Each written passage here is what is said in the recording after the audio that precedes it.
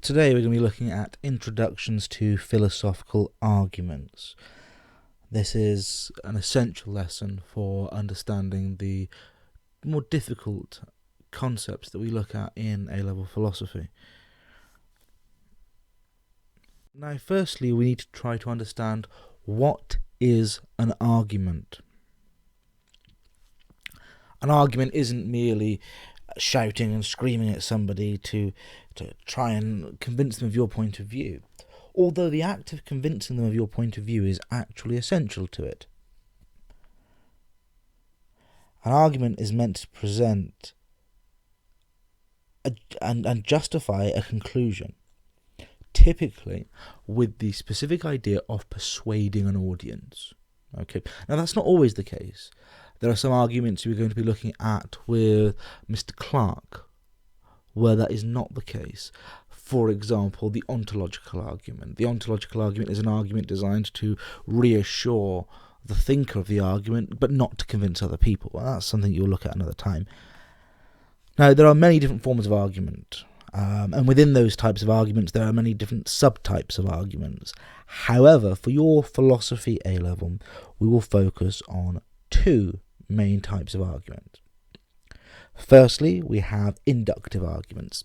Inductive arguments appear in science. Science and the scientific method is based on inductive arguments, to begin with at least. Whereas deductive arguments is the second type. In deductive arguments, we use once we have established a set of laws, of rules, of principles, then we can start making deductions. Okay? Now, inductive arguments are incredibly simple. They are most commonly used by people in their day-to-day lives, but they are ones that hold the least amount of weight.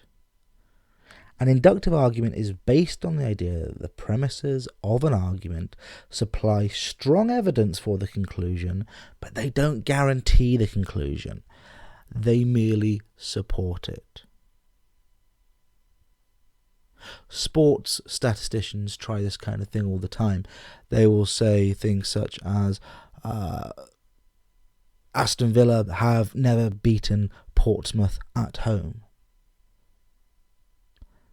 Therefore, they are not going to beat them at home this time. That's not how sport works. That's not how anything works. Obviously, there is an increased likelihood with those types of things. But it doesn't guarantee the conclusion, and I think that's important for us to understand. Now, just a note on parts of an argument. There are two distinct parts to an argument. There are actually many more, but two main ones that we need to know. Part one is the premise. The premises are statements which will induce or justify a conclusion. They are statements said to support the ultimate conclusion that you arrive at. The conclusion itself is the philosophical idea that is being argued for. Back to inductive arguments. An example of an inductive argument. Premise. All swans I have seen so far are white. Conclusion. Swans are always white. This could also be written as premise 1, I saw a white swan. Premise 2, I saw another white swan. Premise 3, I saw a swan, it was white, and so on and so forth ad infinitum.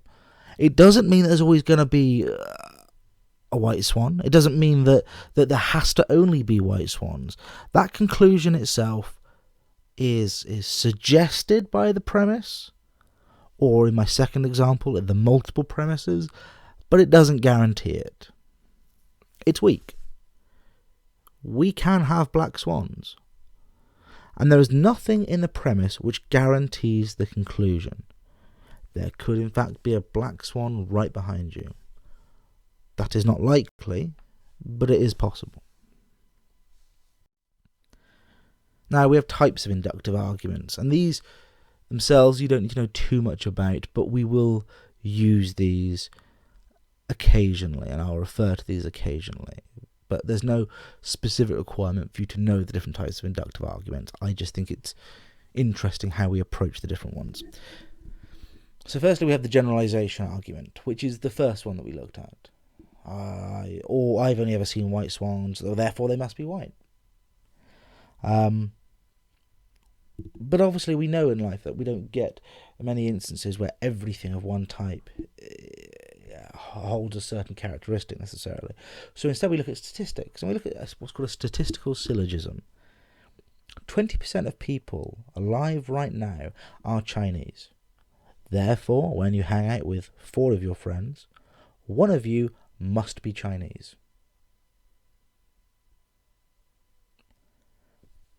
We know that's ridiculous. It might be the case that one of you is Chinese, but the argument itself doesn't mean that that is the case. And then we have argument from analogy. Again, this comes up a lot in philosophy of religion. The design argument, William Paley's design argument, in fact, is an argument from analogy, so make sure you know that.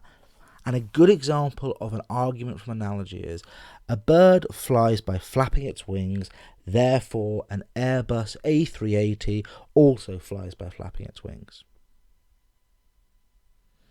Now what I've done there is I've made an analogy from one thing that has wings to another thing that has wings. And there are plenty of reasons why one really shouldn't do that, and we generally would know not to do that. But assuming that just because things have analogous characteristics, we shouldn't therefore assume that other things about them will be analogous or even similar or even related. Why are we using inductive arguments? This slide is blank. The reason this slide is blank is because I want you to listen to this PowerPoint rather than just reading through it. We use inductive arguments because it's a very simple survival technique. We don't have time to think necessarily about the logic and the reasons and the basis for every single thing we look at. No, we use prior experience. I assume, with complete certainty, that the sun will come up tomorrow. I do that because for the last 30 or so years of my life, every morning the sun has risen. And of course we do that. We also use inductive arguments because science itself is based on an inductive method. Now with science, they go above and beyond. They try and control a variety of variables to make sure that whilst the conclusion isn't guaranteed by the premises, it's pretty close. But the beauty of science using inductive arguments is they recognise that there's an inbuilt weakness, which is why science changes. It's why scientific principles that were around at the time of Aristotle aren't around now. It's why scientific principles which were around at the beginning of the 20th century aren't around now as we're into the 21st century. And it's because of the fact they recognise that inductive arguments have this capacity to be wrong. But then we also have deductive arguments. These are the big philosophy arguments. They appear an awful lot in philosophy. They are, in many ways, the most important arguments in philosophy. And they're normally structured as follows. Premise 1. Socrates is a man. Premise 2. All men are mortal. Conclusion. Socrates is therefore mortal. If premises 1 and 2 are true, and the correct logic is applied, then the conclusion must be true. There is no way you could look at those two premises and conclude that Socrates wasn't mortal. Because contained within the idea of Socrates is that he is a man, and contained within the idea of men is that they are mortal, therefore Socrates is mortal.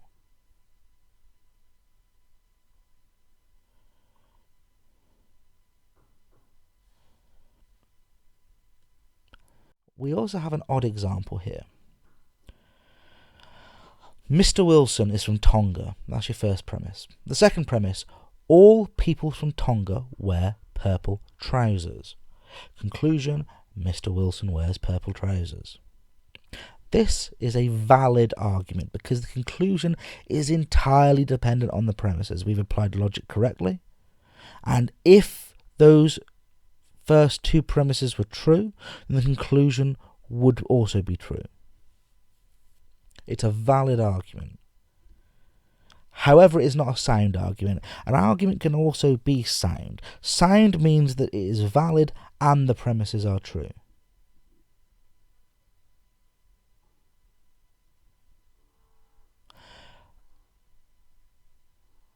I do wear purple trousers. I want you to think, does that change then this argument in any way? I'm telling you now I wear purple trousers.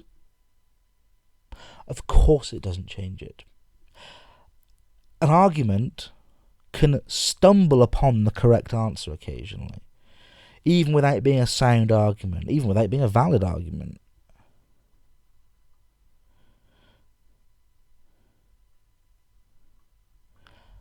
The conclusion there, though, isn't entirely sound, but it is valid.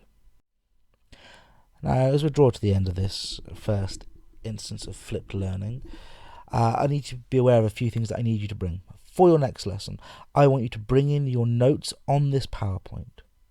I want you to have notes on inductive arguments, on deductive arguments, on their strengths and on their weaknesses, on the application, using examples, all the different types if possible. But also, be prepared to have to come up with your own arguments in the lesson. Now, that's not essential. If you struggle with this, that's fine. I will help you with this. But I do need you to at least have detailed notes on this, and I'll be checking that next lesson.